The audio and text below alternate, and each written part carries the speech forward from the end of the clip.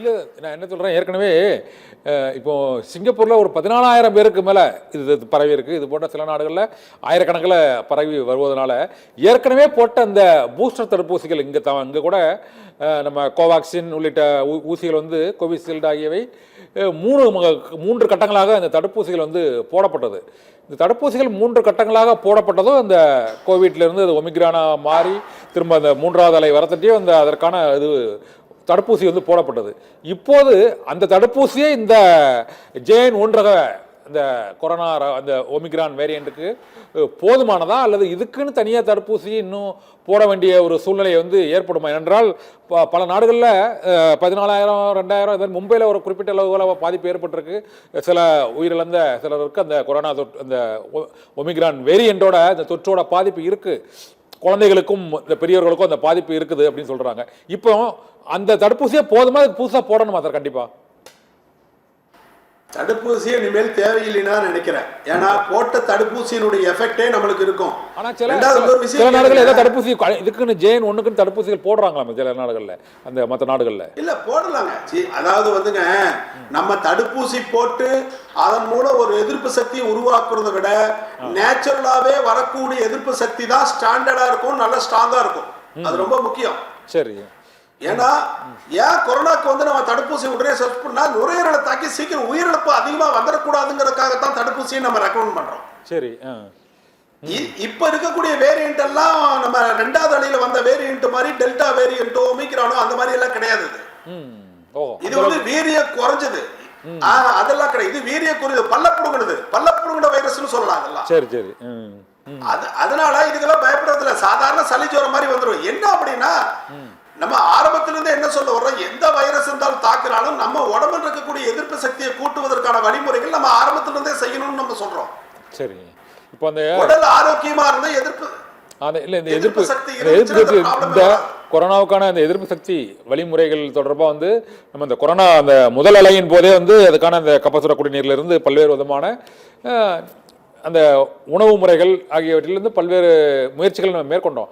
ஆனால் கொரோனா 2 அந்த 2வது அலை வரும்போது எதுவுமே பயன் இல்லாமல் போயிட்டே சார். அந்த தடுப்பூசியோ அந்த இதோ அந்த மற்ற உணவு முறைகளோ பயன் இல்லாமல் முக்கியமான மருத்துவமனைகளில் ஆம்புலன்ஸில் வெளியில் வெயிட்டிங் பண்ணக்கூடிய நிலைமைக்கும் அந்த நுரையீரல் வந்து இந்த ரெம்டெசிவிர் உள்ளிட்ட மருந்துகள் வந்து தட்டுப்பாடு என்ற ஒரு சூழ்நிலை வந்து இந்த கொரோனா 2வது வந்து மயானங்களில் உடல்கள் காத்திருக்கக்கூடிய ஒரு சூழ்நிலையை உருவாகிட்ட. அதனால தான் அந்த கேள்வி நான் உங்கள்கிட்ட கேட்குறேன். இந்த தடுப்பூசிங்கிறது இதற்கும் தேவைப்படுமா? ஏன்னா ஒரு இந்த மற்ற நாடுகளில் 14,000 சிங்கப்பூரில் 14,000க்கு மேலே 15,000க்கு மேலே அது போயிருக்கிறதுனால அந்த தடுப்பூசியை பரிந்துரை பண்ணுறாங்கன்னு கேள்விப்பட்டேன். அதனால நம்ம நாட்டில் அந்த சூழ்நிலை வருமானு கேட்குறேன். கண்டிப்பாக வேண்டாங்க, தடுப்பூசி நீ தேவையில்லைன்னு தான் நினைக்கிறேன். ஒண்ணு. சரி. சிங்கப்பூர்ல 14,000 கேஸ் வருதுன்னு நீங்க சொல்லிருக்கீங்கல்ல. ஆமா. நம்ம நாட்டுல கூட ரொம்ப ஸ்பெசிபிக்கா டெஸ்ட் பண்ணாதான் இது தெரியும். நீங்க எல்லாத்துக்கும் டெஸ்ட் பண்ணி பாருங்க.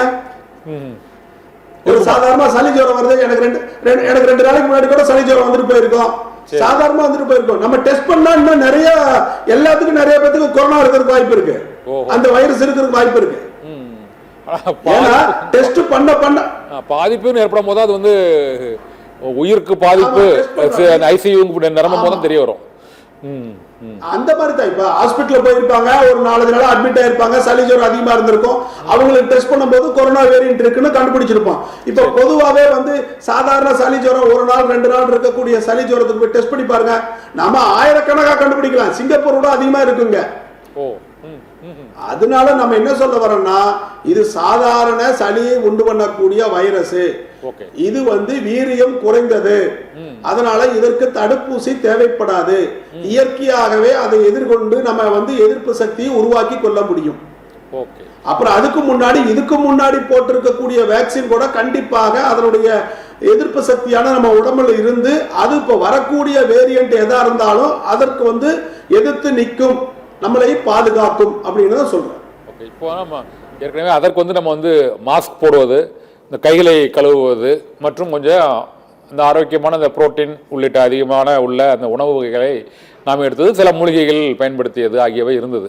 இப்போ இதற்கும் நம்ம வந்து எந்த விதமான ஒரு முன்னெச்சரிக்கை நடவடிக்கைகளை நம்ம வந்து பொதுவாக கடைபிடிக்கணும். இந்த JN.1 ரக இந்த கொரோனா பரவலை அதற்கு இப்போ கொரோனாவின் முதல் அலையில் வந்து இந்த அவங்க தனியாக தடுப்பு சிகிச்சை, அவங்களுக்கு தனி சிறப்பு வார்டு அதெல்லாம் பண்ணி அந்த சிகிச்சை இப்போ வந்து பண்ணாங்க, குவாரண்டைன்லாம் பண்ணாங்க. ஆனால் இதுக்கு இந்த குவாரண்டைன் இதெல்லாம் அந்த அளவுக்குலாம் போக வேண்டிய அவசியம் இருக்குமா சார்? அதுக்கு கண்டிப்பா அவசியமே இருக்கா. குவாரண்டைன் போகணும் அப்படிங்கிற அவசியம் இல்லை. என்ன அப்படின்னா நம்ம கவர்மெண்ட் கிட்ட வந்து டெஃபினட்டா இதுக்கு முன்னாடி ஒரு அனுபவம் இருக்கு. கொரோனா 1, 2, 3 எல்லாம் பார்த்தாச்சு. சரி, தேவைன்னா இமீடியட்டா ஒரு நாள் 2 நாள்லயே எல்லா விதமான வசதிகள் செய்துவிட முடியும். ஒண்ணு, இப்ப வரக்கூடிய வேரியன்ட் எல்லாமே அதெல்லாம் வலுவிழந்து இருக்கிறது. அதனால வந்து அந்த மாதிரி பவரே கிடையாது. அது 2. 3வது, அது அந்த வைரஸே நம்ம இப்ப இருக்கக்கூடிய இந்த வேரியன்ட் எல்லாம் உள்ள போச்சுன்னா நம்ம நுரையீரலை தாக்கி ரொம்ப மூச்சுக்கெல்லாம் அதிகப்படுத்தி ஆக்சிஜனுடைய அளவெல்லாம் குறையும் அப்படிங்கறதெல்லாம் இருக்காது. சாதாரண சளி, ஜொலி, மூக்கொடப்பு, தொண்டை வலி, தலைவலி, உடம்பு வலியோட போயிடும். 2-3 நாள்ல சரியா போயிடும். சாதாரண ஃப்ளூ ஜுரம் மாதிரி சரியா போயிடும். அதனால பயப்பட தேவையில்லை. என்ன அப்படின்னா அடிப்படையிலே முன்ன சொன்ன மாதிரி யாராவது வீட்டில் யாருக்காவது சளி கிளி பிடிச்சினா கொஞ்சம் மாஸ்க் போட்டுக்குங்க, கொஞ்சம் தள்ளி நின்றுக்குங்க, அவ்வளோ கை கால்களை கழுவிக்கணும், சுத்தமாக இருந்துக்கணும். அப்படி இருந்தாவே போதுமானது.